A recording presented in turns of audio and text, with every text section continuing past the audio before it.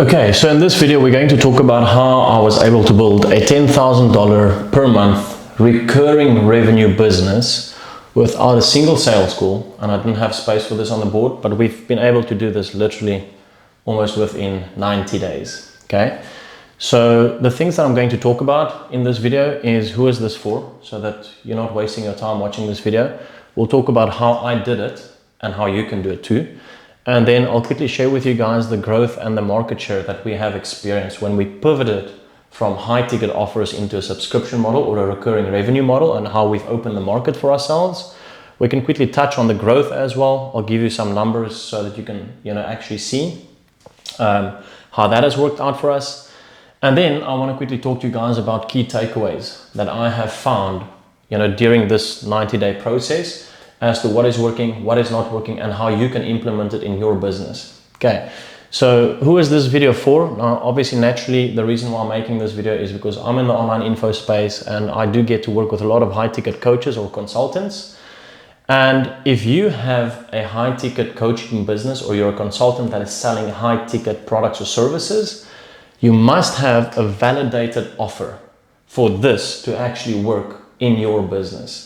If you don't have a validated offer, and if I say validated offer, you must have worked with at least 3 to 5 clients, preferably a little bit more, like more towards 10 high ticket clients, then this is something that you can probably use as well to turn your business from a once-off chasing client sales calls, ads type of thing into a business that is going to bring you recurring revenue.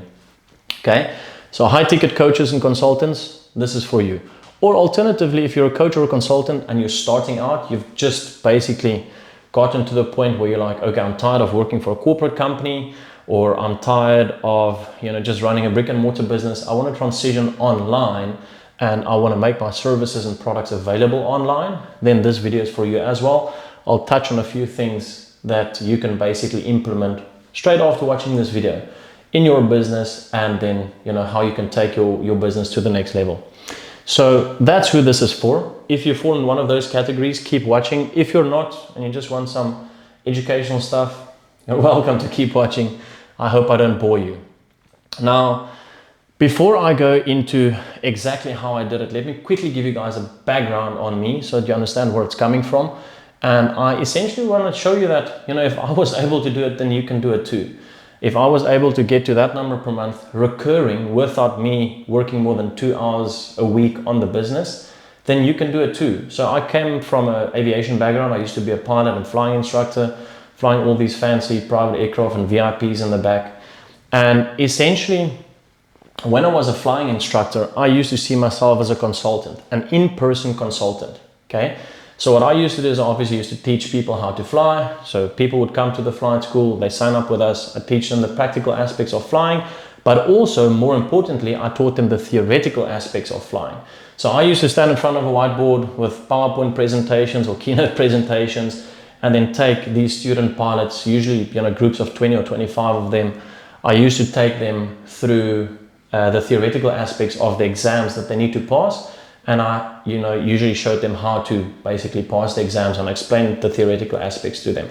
That's probably one of the hardest parts in doing your private pilot's license or commercial pilot's license, specifically in South Africa, where I'm based, is trying to get through those exams. So, I essentially gave class in person. I was a consultant. I got paid an hourly rate for those classes. But what I picked up, what happened a lot of the times, is that we had a lot of business people wanting to learn how to fly, but they couldn't attend these classes because it was typically in the week, only every quarter of the year, and it was like 6 to 10 in the evening.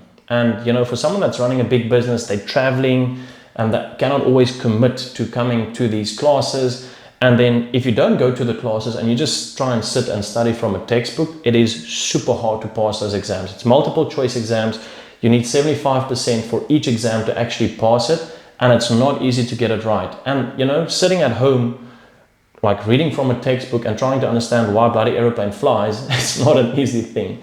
So a lot of them started missing these in-person classes, and then they've really struggled with their exams.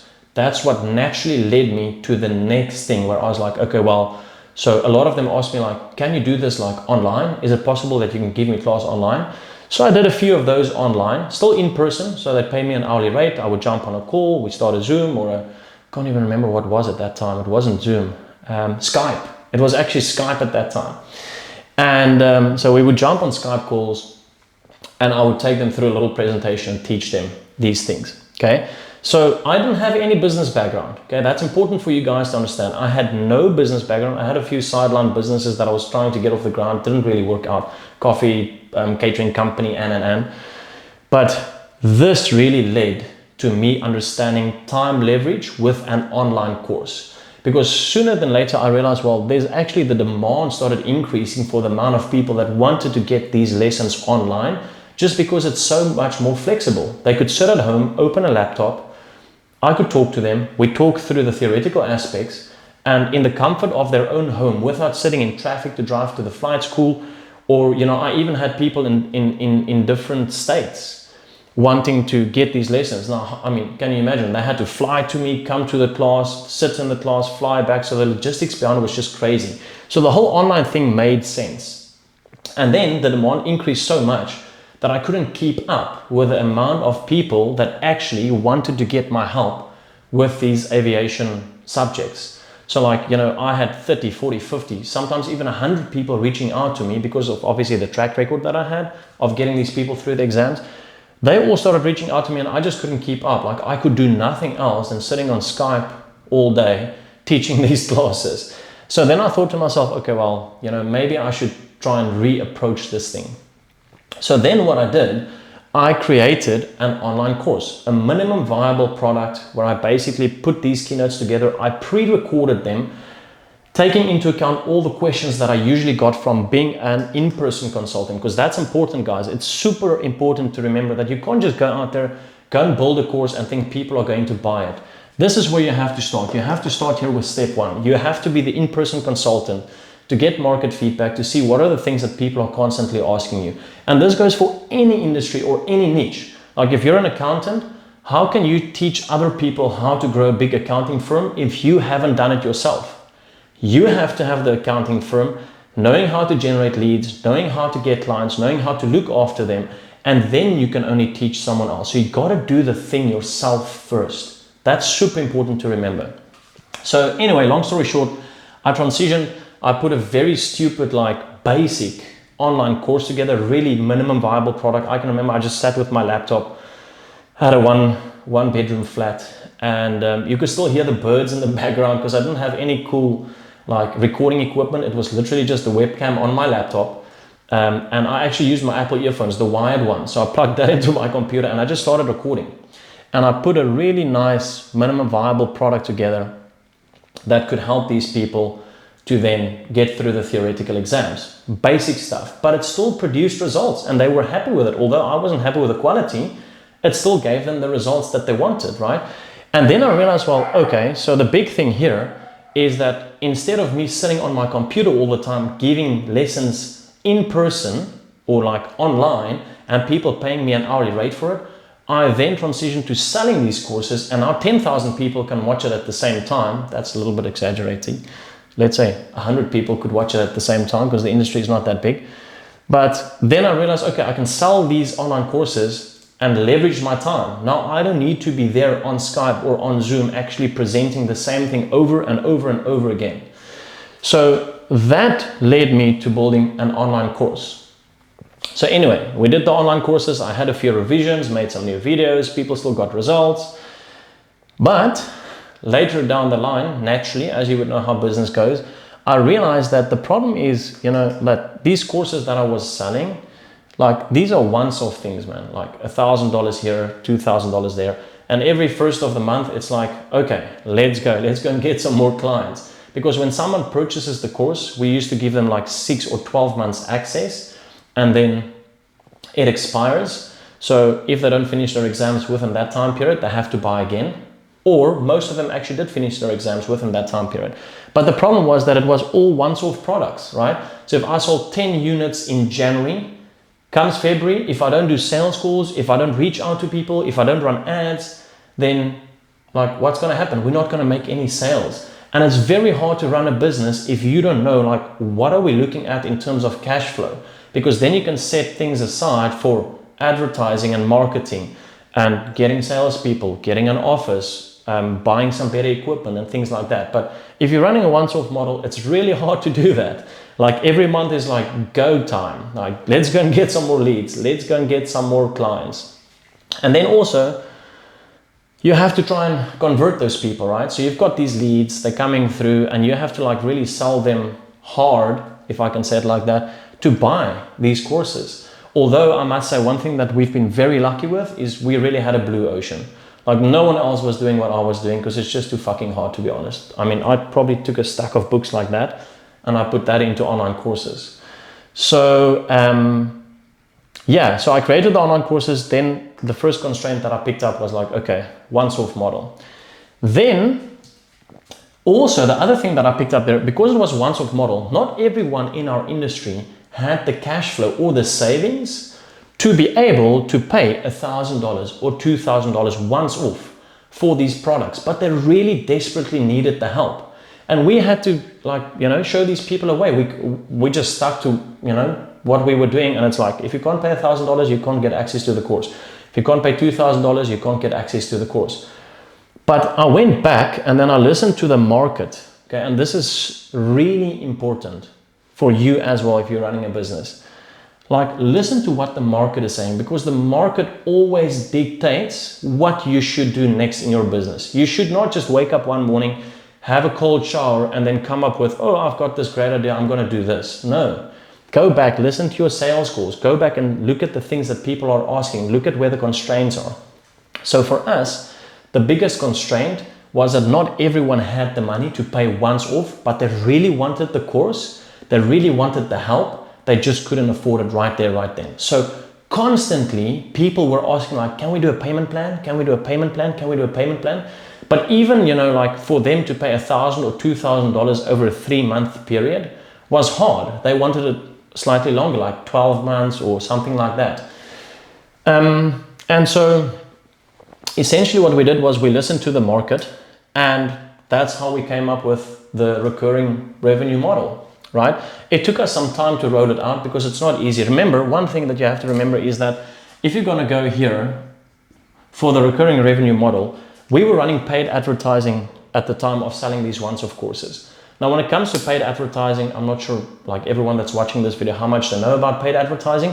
But one of the big things that you need to keep in mind is that for paid advertising, cash flow is huge. Okay? You can't spend like $10,000 a month on paid advertising and then you're selling subscription models which are just bringing in $50 per client, because you need huge volume to just make up for the paid advertising.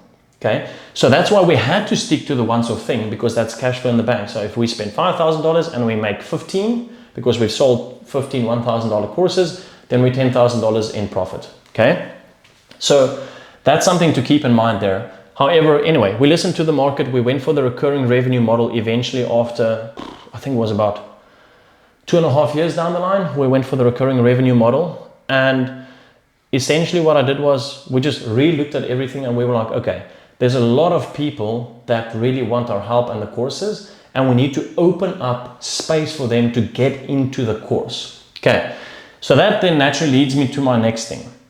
So what we did with the recurring revenue model is we actually started developing a very basic app. I'll talk about that over here, MVP or MVA. But essentially I got a software developer and I got them involved, basically, you know, put an app together so that we can put the students on the app and then they pay a monthly fee for the app. Okay. Now, obviously that takes a bit of money to develop, but it was a really basic, I call it an MVA, minimum viable app. It just had the basics. We put our training in there. We put all of our PDF documents in there that we created, all of the notes and the questions and everything that we created, we put in there. And, you know, it did take a bit of money. And once again, I'll talk about that over there with the key takeaways. However, when we made that change, things just exploded like crazy. I'll show you the numbers just now. So we went for the recurring revenue model. We got an app out there. Now, one of the things that I do want to mention, you probably have the question, well, why did you not just go for something like Kajabi or School, which is a big platform? I know Sam very well, the owner of School. He was actually a mentor of mine. So the reason why we didn't go for those pieces of software like School or Kajabi, and there are many others out there, is because the aviation industry is highly regulated. And there are certain things that we had to be built into the app for compliance purposes that Kajabi or School could not offer. And I did reach out to them, but it just didn't work for their specific model. So to add those functions just because one client out of 10 million comes to them and say, like, well, we need this thing to be installed into your software, can you develop this? They were like, no, sorry. So anyway, so the only option I had was to go the app route, where we had to get a software engineer and develop our own app. To give you a basic example of the constraints that we face when it comes to software, is one of the things that we had to do is, I cannot allow a student to go from one video within a subject to the next video unless I can see that they have watched the whole video, and also after the video they had to pass a 15-question quiz. They had to get 80% for that quiz before we can open up the next video. So small things like that were the constraints that we were facing with the generalized software out there, and that's why we had to go for the app that we build ourselves. Now for you it might be different. If you don't have those constraints, well, you can find software that is already readily available out there, and then you can just use that to start your recurring revenue model. So anyway, coming back to growth and market share, the big thing here is that I want to talk about many buyers and cash flow issue, is that there were many buyers out there, like I've mentioned earlier, but they had a cash flow issue. They could only afford like a small amount every month. And then we went back and we took like the $2,000 high ticket price tag that we had, and we basically just broke that down to 12 months, right? Because now they can afford $200 or $180 a month instead of paying the $2,000 up front. But still, they get the results, they get through their exams, and also the incentive is there that if you finish all of your exams in 6 months, because you're pushing and working hard, then it means that you only pay for 6 months of usage of the course instead of paying $2,000 for 12 months access, and then you finish in 6 months, so you've lost like 6 months. So that's also a unique selling proposition that we have within that specific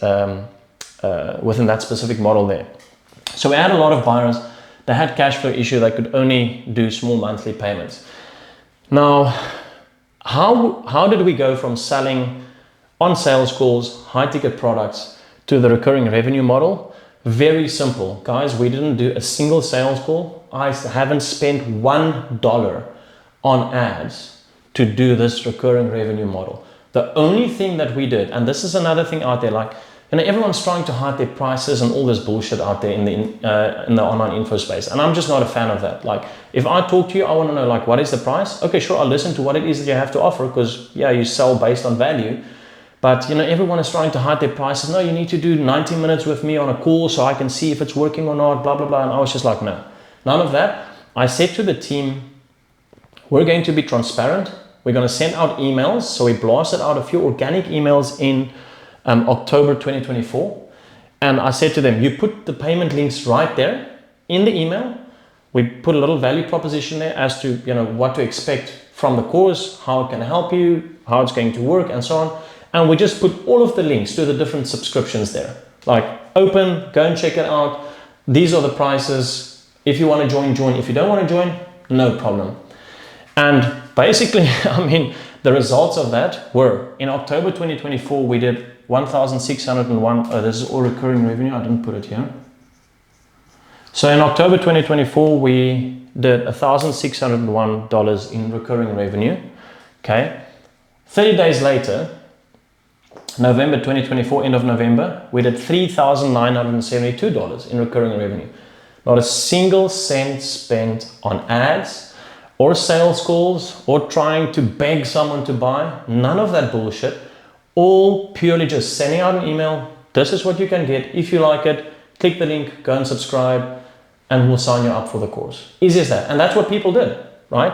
So it's super simple and easy, because they click on the link, they pay, we get a notification from Stripe, and then my team will just sign them up to the app. We haven't automated that whole process because we're still busy launching the iOS and Android app.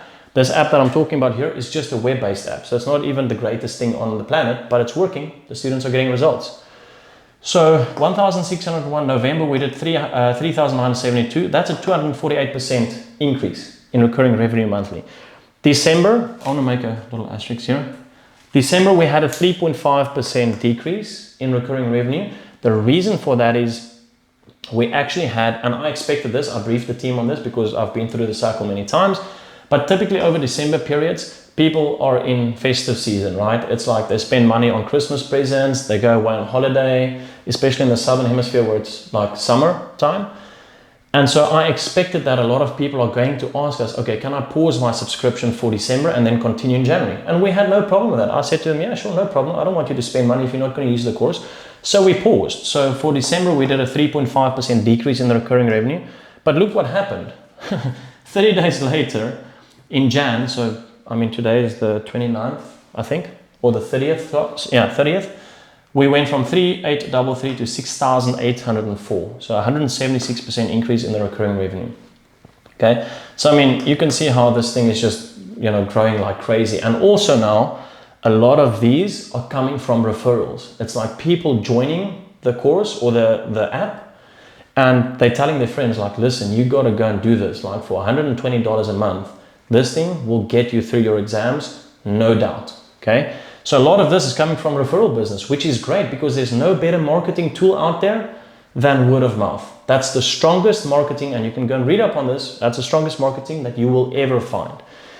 So Jan 2024, 6,804, and we are tracking for Feb. If we can keep these numbers up, I'll be happy to just double it every month, to be honest with you. So if we can do like $12,000 by end of Feb 2024, that would be great. Now, what I didn't show here, so these are the numbers that's coming from our Stripe account. However, we also do have a few flight schools on board. Where's the JVs? Here, incentivized JVs. I'll talk about that, under key takeaways. But we do have a few flight schools on board, and they send all of their students to us so that we can help them with the theoretical aspects of the training, and we incentivize them per student for that. So the flight school is actually making money from this beautiful machine as well. And that is sitting, so they're doing electronic transfers every month or every 2 weeks actually, and that's sitting on $2,600 at the time of making this video. So if you add those two, it's like not completely at 10K yet, $9,404 a month recurring revenue. So to put it in perspective, guys, like I'm working less than 2 hours a month on this, a week on this business. It's bringing in $9,409 at the time of making this video. I have 2 employees, a general manager who's like looking after the students and customer success, and then I have a sales and support person, and essentially, they're just making sure that the students are happy, that they're passing their exams, we're getting some feedback from them to improve the courses and stuff. But that's what this company is doing, and our profit margins are sitting at like 92%. So to put it in perspective, I can literally go to the beach, drink pina coladas every day, and still this will come in without begging people to buy our services, without having these huge overheads, without spending money on ads, without doing sales calls and all that other stuff. So that is the beauty behind a recurring revenue business. Now, obviously, I don't go to the beach every day and drink pina coladas. I just want to put that on record. I just love this stuff too much to be able to do that every day. So yeah, so that's essentially how we got there. I don't think I've missed anything. Yeah, so let's move to key takeaways, because I think that's probably where you want me to get to, right? The very first key takeaway that I took was that you need to build a war chest, okay? So let me just put things in perspective here. If you're going to be starting out as a consultant or a coach, then you must have, like I've mentioned here, a validated offer, okay? Don't try and go and build an app and spend thousands of dollars on an app or try and get a recurring revenue business going if you haven't validated that what you are trying to sell is actually something that people want to buy. You have to get that right first, okay? So you got to follow this here. Start as a consultant in person, helping people, getting them results. And then from there, you can decide, do I pivot to a course, which is like a once-off thing? Or you can maybe even do a course and do it a recurring thing. Like you can build a course out, a minimum viable product course, and then charge $200 a month for it. And then people can stay on that. You just have to be very careful about churn rate. Churn rate means that, people leave your subscription model. Our churn rate is super, super low. The only time that people churn, and I promise you this, the only time that people churn is when they finish their exams. Like sometimes when some of their payments fail, and we have an automated system to recollect again, but sometimes when their payments fail, they would literally send us a WhatsApp saying, please, I need 2 more days before the money will be in my account to continue to pay, but I cannot go without this course. Like, I need this. And then we would keep it open for them. And then 2 days later, they pay, or 3 days later, whatever the case might be. So be careful of churn rate. Make sure that what you put out there is something that people want and that you look after those people. Okay? Don't just chase money, look after your clients. That is super important. So getting back to building a war chest, I had 36 months of savings and capital in the business bank account before I made the decision to go and do this. Okay. Now, obviously, it was like 2.5 years went by before I actually realized, okay, well, maybe we should pivot into the recurring revenue model. So that helped a bit as well. But you don't just want to go into a recurring revenue model, spend money on apps and stuff if you don't have a proper war chest, because the last thing that you want in business is to stress about money. You don't want that, because that turns you into an emotional decision maker. And for business, that is very bad. Like, you cannot make emotional decisions in business. It's got to be objective decisions that you're making. Okay. So try and build a war chest. War chest is like a savings account, so that listen, if I'm going to pivot and I go for the recurring revenue model, that there is enough to carry me for at least 6 to 12 months, and I don't have to worry about money while I'm building up this recurring revenue model, because it does take time. Okay. I'm not saying that yours is going to be, at 10K in 90 days. Might take shorter, might take longer. Depends on where you are at. Okay. But it's as simple as sending organic emails to your list saying, hey, this is the new thing. For those of you that couldn't afford my high ticket services, I brought out this X, Y, and Z program, or X, Y, and Z book, or X, Y, and Z short course. And this is the price. If you want to go and buy it, go for it. Right. But make sure that you build a war chest. That's something that really helped me to make objective decisions. And I didn't have to stress about money while we were trying to sort this out. Okay. Then key takeaway number 2, which I think, is also super important, is listen to market feedback. Like I've said to you earlier here as well, the main reason why I decided to pivot was listening to sales calls, looking at WhatsApps that came from clients that couldn't afford our services, and like gathering that data and then being like, okay, I see where the problem is here. The problem is that they have the money, but not all the money up front. They can pay this over 12 months. They want the product badly. They just don't have the cash up front. Okay. So listen to market feedback, like listen to what are people saying, like, and ask them, like, listen, if we could do this over a 12-month period for you, like, would you still be interested? And then, keep record of that. Listen to market feedback. Number 3, if you're tired of chasing one-off stuff, like I just got tired. Like I didn't want to do, sales calls anymore and be like, oh, this program is so great and, we'll help you. And these are all the testimonials. I mean, we've taken more than 2,000 student pilots through the courses in the last 3 years, 4 years. So, the testimonials and the case studies were really, really, really strong. But still, if you're getting on a call with someone, it's like, if it's high ticket, you have to like work a little bit to convert them. So I was just tired of chasing one-off stuff. And if you're tired of chasing one-off stuff, then maybe think of continuing with the one-off stuff, but slowly but surely in the background, start building this recurring revenue model, whether that's PDFs that you're selling, whether it's a short course that you're selling just to show people that you know what you're doing and you know what you're talking about, your expertise is there, then go for it, right? So I was tired of that, and then that led me to the recurring revenue model. And now we're just going to go all in on this. We don't do any high ticket stuff anymore. It's all just recurring. Okay. The thing is here with this, you've got to have patience. And that's why the war chest is important. Because out of the gates, I mean, can you imagine if I had $15,000 a month in overhead expenses and I've only made $1,601 and then $3,900 and then $3,800 and then $6,800, like, even where we are at now, if we had $15,000 in overhead expenses, that would not even cover half, right? So you've got to be careful. You have to know that the name of the game here is patience. So get your war chest ready, okay?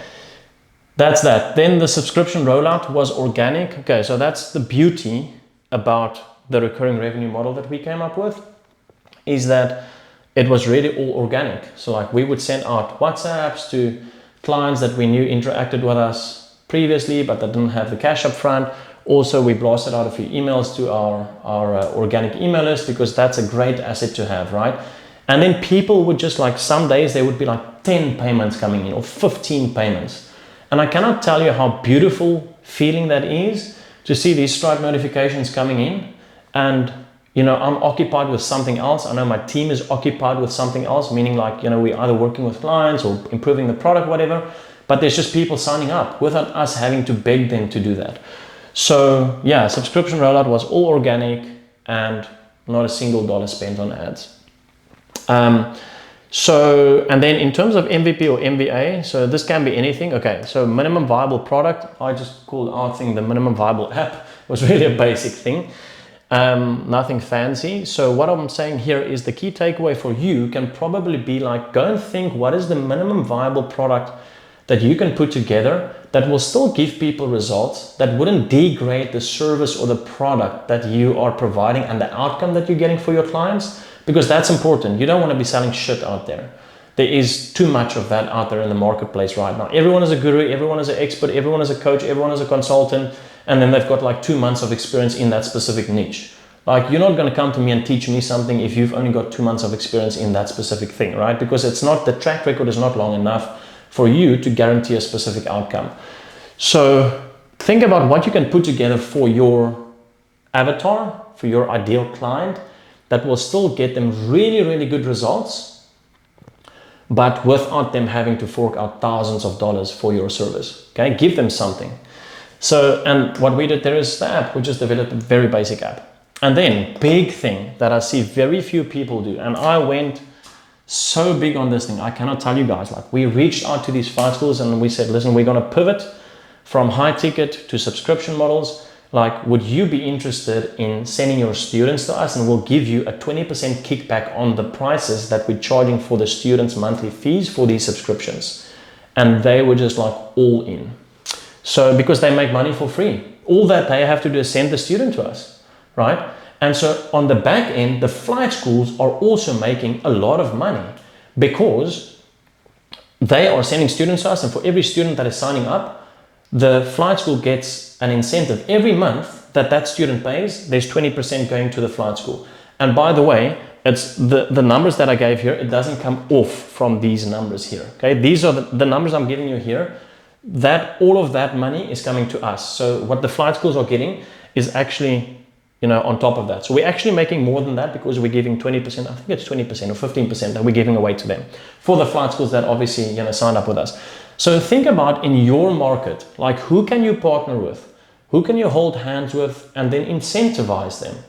Partner up with them because they might have, you know, leads, possible clients for you that you would never get access to if you don't partner with them. So it's a win-win situation. And then be willing to give, guys. Like I always see these people out there and they want everything for themselves. Like stop doing that, honestly. Go out, hold hands with someone that you feel comfortable with, incentivize them, and like do a proper JV, because both sides then at the end of the day win.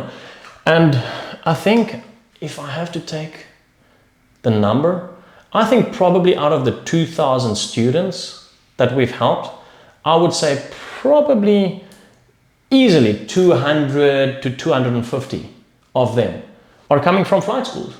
So we would have lost out on those students or those clients if we didn't incentivize a JV with the flight schools. So it's a beautiful thing. And this has really, I mean, when we were here, our market share, when we did one-source stuff, I think our market share here was like 51%. We don't have a big niche. Our market share was 51%. We're now tracking, the last time that I checked the amount of people that we're helping, we're now tracking for 70% market share in this specific niche. And it's definitely going to reach like 90%. I am convinced. Because the amount of people that are signing up right now because of the change that we've made is huge. So you've got to look at the benefits, like weigh up the pros and the cons. Like if you keep on selling high ticket and you don't want to do JVs, well, fine, go and find yourself clients, charge them high ticket, work with them. If you're willing to do JVs, you're willing to give some of your money away, you're willing to go for a recurring revenue model, then you might make more with less stress and there's money coming in. And the other beautiful thing about this is cash flow projections. Now I can say, okay, well, we know that, we're roughly doing $10,000 a month. So if I want to take on X, Y, and Z project, then I can put so much aside every month. And I know that next month, we're probably going to get $6,800 again or more, okay? Because our churn rate is so low. So from a cash flow perspective and a war chest perspective, this helps a lot because you can do proper projections in your business then, okay? It's not like, oh, we spent $10,000 on ads, we've only sold one course, like shit, how are we going to make this month? No, I'm done with that. Incentivize JVs. And then, okay, another thing, I'll make a video on this, I'll make a separate video on this, but it's important. This is something that I've picked up in my own businesses over the years, and I've just been thinking about this thing a lot, but you have to understand what we call the S-curve jumping graph. Okay, so it's a very basic graph, and you can see the S, so the oranges are the S curves, and then on this vertical axis you've got money or changes that you make in your business, and on this horizontal axis you've got time. Okay, now typically when you start, I'm not going to go into too much detail here, but typically when you start any business, it's like you're going down. Okay, so there's the down part. So like you're losing money and time is going by, right? Losing money, losing money, losing money, until you figure it out, until you see where are the constraints, where are the bottlenecks, where you know, okay, this is what I need to do, and then you start getting things right. And then what happens? Exponential growth. And then what happens again after that? Again, over a period of time, like, okay, you're growing, you're scaling, and then you get to a point where it's like, oh shit, okay, we have another constraint or a bottleneck now. Let's try and sort that out. It can be hiring a sales team. It can be spending money on an app. It can be spending money on other infrastructure. What happens then? Over a period of time, again, money goes down, down, down, down, down. But these S-curve jumps that I've made red here are so important to understand, because in business, you have to be willing to lose money or spend money to make more, right? And this is something that a lot of the big business people out there, they tell you this, right? They say, you must be willing to lose, 10K to make 100K. You must be willing to lose 100K. And if I say lose, I don't mean like go there and throw the money in the water. It's like using that money to test new things, to build infrastructure, to hire people, to train people, and. Like, be willing to spend 100K to make 1 mil. And then it just goes on. Be willing to lose or spend $1 million to make 10 million, and 10 to 100. And that's just how you go. And this graph is a beautiful, beautiful like depiction of how this whole thing works, with being willing to spend to make more. And you just go through these S-curve jumps all the time. And this is what I've seen in our businesses as well, all the time. Like, I mean, my S-curves were so short. I sometimes felt like shit, I couldn't even keep up with these things. It's like money, money, money, money, and then boom, money, money, money, and boom. So that's just business, right? So I'll make a separate video on this where we can go a little bit more in detail. But if you understand that you're going to grow in your business and there's going to come a time where you have to put more money in than what you wanted to, but that's going to take you to the next S curve, then you're at a good place. That is what makes someone that's making $10,000 a month, that'll take them to $100,000 a month. Someone that's making $100,000 a month, that'll take you to $1 million a month. You have to understand this S-curve jumping graph. Okay, super important, but I'll make a separate video on this because I don't want to go into too much detail. And then, I think the last key takeaway that I have, guys, is like, the beautiful thing about the recurring revenue model is, and the way that we did it is like, we didn't run any ads, it's all organic. So the profit margins are huge. That's straight into the company bank account every single month, right? So like I've mentioned to you, we did everything organic. It was WhatsApp messages that we sent out and organic emails that we sent out. Didn't do any organic outreach to like DM people and things like that. No, we just used the list that we had, the numbers that we had, and we told people about it. So huge profits. Now, one thing, and I mentioned it earlier very quickly, is we haven't even launched our iOS or Android app. So this app that I'm talking about is purely a web-based app. It's a minimum viable app on the web. People log in and they're going to do their thing, right? So when we launch this, we might decide to spend some money on advertising so that people can go download the app, and we boost it like that, and we'll probably do like an affiliate or a referral thing as well, where students are getting incentivized. So there's lots coming down the line, but I think the most important thing was like, this is so simple, honestly. If if you've got an email list, if you've got a few WhatsApp numbers, or just, you can send out text messages as well, come up with something that you can open up your market to. Like one of my mentors calls it a product ecosystem. Okay, and that's what we've done. So we've got these high ticket products that we can, sell, but now the product ecosystem has expanded because now we have the recurring revenue model, the subscription based model. So yeah, I mean, that's basically that for this video. If this is something that you need help with, or if you're a coach or a consultant, you want to grow your business, you like what I'm saying, I do have an offer on the back end of all of this. This is obviously the aviation company where, I've pivoted slightly into, because this thing is running by itself. Like this thing is just going, and I can teach you how to do these things. So if you're a coach or consultant, you've got an online business, or you want to start an online business, you're welcome to book a call with me. There's a link in the description below this video. Click on the link, it'll take you to my calendar page. You have to complete a few questions in there, nothing crazy. I just need to see, like, will I be able to help you or not? Are we going to be a good fit? And then we can jump on a call, guys, and then I can see if I can help you. If I can, I'll tell you I can help you. If I can't, then I'll tell you I can't. But yeah, essentially, I love teaching people, as you can probably see from this whiteboard. Yeah, so you can click on the link, go book a call. Let's see if I can help you with any of this stuff. And also the other thing is, like, let me know in the comment section, like, if you like this, and let me know if there's other things that you want me to discuss in future videos. I want to put stuff out there that's actually helpful to you and your business. I don't want to put stuff out there that is like, trying to sell you all the time. That's just not me. To be honest and very transparent, like, we've made enough money to be okay. So I don't have to teach people how to do this. I do it because I love to. And there's a big difference there. So yeah, if you need help, I'm a very transparent guy.